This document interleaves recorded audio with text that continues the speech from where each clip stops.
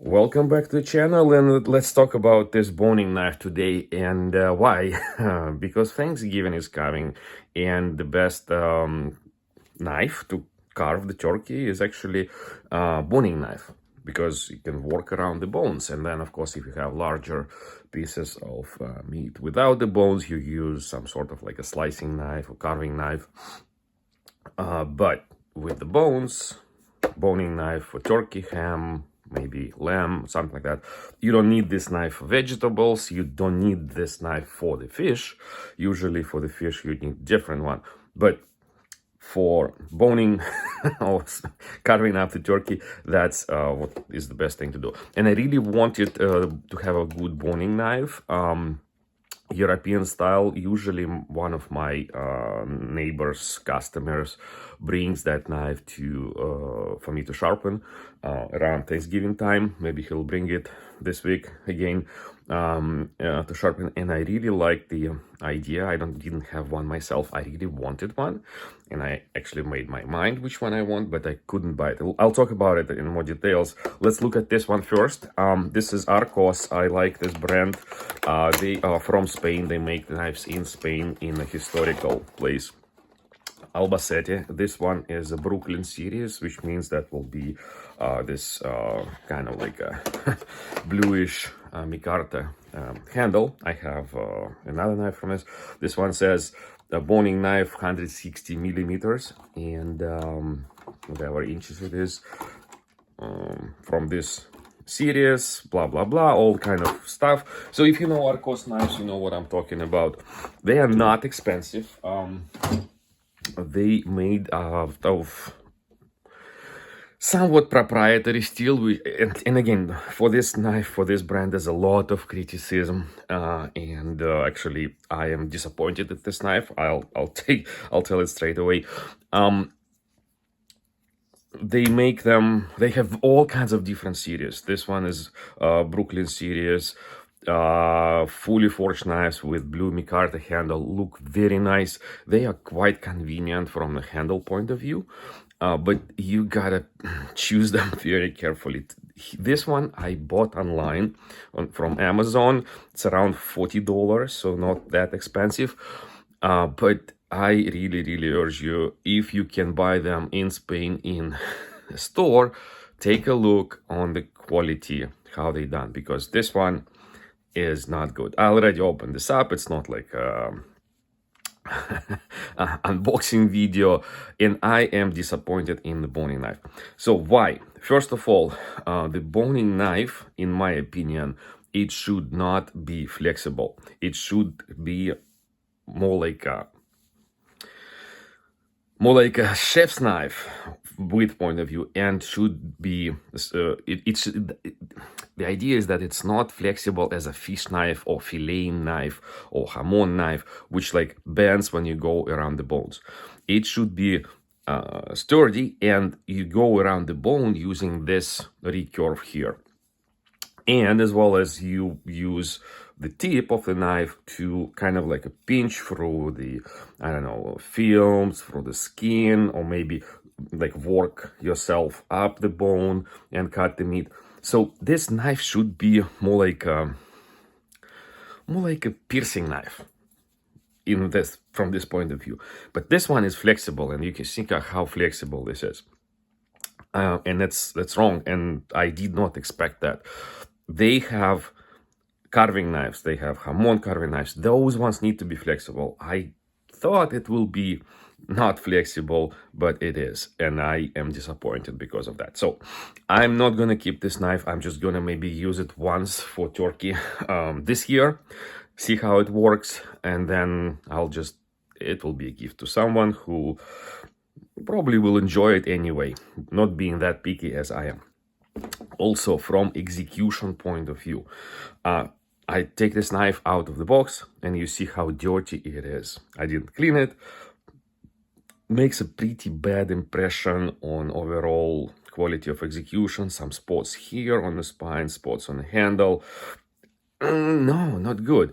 Overall fit and finish is pretty good comparing to what I've seen in my Santoku knife. It's not Santoku, they call it Rocking Chef.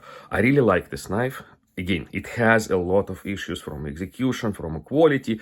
I still love this knife. That's why I decided to go for the same brand, for the same style for the carving knife. And again, I'm disappointed. Here you see, for example, they had like a fillers for the gaps. And you probably can see that for the camera. There's like a tiny bluish filler. And again, it does not have dirty spots, but it's not perfect from a polishing point of view. Anyway, I love this knife. I use it all the time. Works quite well. So this one, again, starting to see those imperfections in execution, but at least no gaps. Blade-wise, it is, as usual, I see on those knives, it is curved to the left.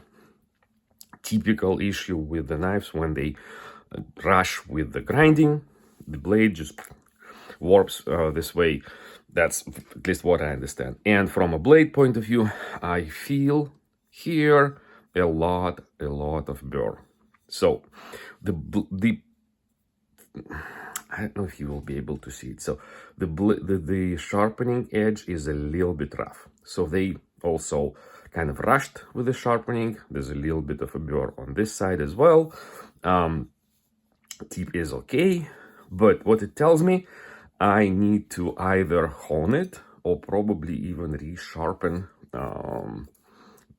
if I want to use it, and if I really want to go and use this curvature here to go around the bones like this and so on. I don't want to touch my finger with this knife because it's still kind of like a sharp, roughly sharp with the burr, so I'll cut myself if I do it. But for me, for a very picky guy from a quality knife quality point of view, I am disappointed. So as I said, I will keep this knife for one turkey, and after that I really want to buy a carving knife from this series, from Portugal, from Isel. I contacted them already a long time ago, probably like a year ago, and I asked that specific question. Is your boning knife flexible or not? And they replied to me, and even showed this on a video, that it is not flexible, and I wanted to buy it, but I could not get to Portugal this year, and unfortunately I cannot order this knife anywhere online with delivery to US. So I decided to go for ARCOS, and I am disappointed. So I want Isel knife to kind of complement this specific collection. Isel boning knife, that's one which I will keep, and hopefully I will go to Portugal next year for business trip, and I will buy myself one more set like this, and this one will be replaced.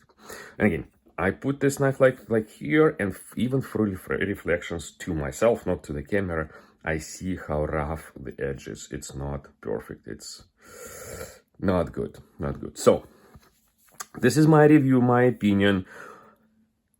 If in general you like look and feel of those knives, ARCOS, Brooklyn series or whatever other series, for okay price, yeah, go for them. If you're very picky and want a sturdy boning knife, this is not for you. Also, please, my subscribers, viewers, if you can recommend another good boning knife, not flexible, traditional European style, maybe with a little bit more of a curvature here, please let me know. And I'll be happy to test it, maybe even own one.